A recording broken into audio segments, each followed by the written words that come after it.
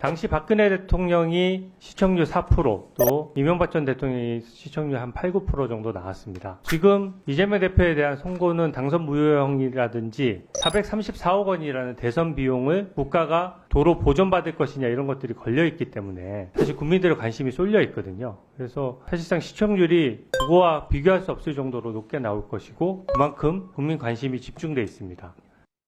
자, 김건희 여사 사건입니다. 한국거래소 중앙법원장님, 네.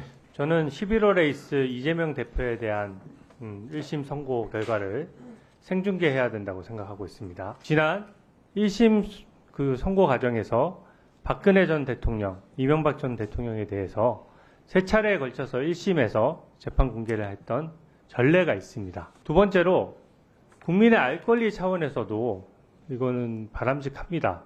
공공의 이익에 해당하는 부분인데요. 당시 박근혜 대통령이 시청률 4%, 또 이명박 전 대통령이 시청률 한 8, 9% 정도 나왔습니다. 지금 이재명 대표에 대한 선고는 당선 무효형이라든지 434억 원이라는 대선 비용을 국가가 도로 보전받을 것이냐 이런 것들이 걸려있기 때문에 사실 국민들의 관심이 쏠려 있거든요. 그래서 사실상 시청률이 그거와 비교할 수 없을 정도로 높게 나올 것이고 그만큼 국민 관심이 집중돼 있습니다.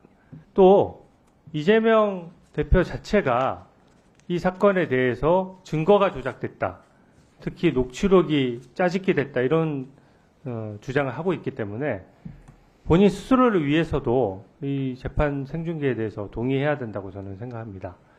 물론 이제 위증교사 공직선거법 위반이 국정농단 사건과 같으냐 이런 반론을 또 제기할 수 있는데요.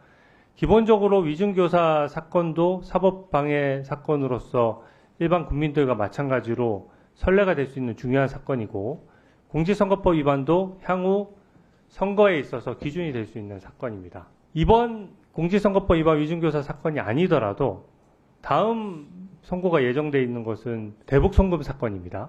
이거 같은 경우에는 800만 불이라는 돈이 북한으로 건너갔고 또 그 과정에서 민간업체가 대납하면서 제3자 뇌물 혐의도 받고 있기 때문에 일종의 국기문란 사건이고 앞에 말씀드렸던 그 박근혜 전 대통령 또 이명박 전 대통령 사건에 비해서 사건이 결코 작은 사건이라고 할 수 없습니다. 또 당시 박근혜 이명박 전 대통령은 소위 말하는 죽어있는 권력이었고 이명박 현재 대표는 거대 야당의 총수로서 살아있는 권력입니다.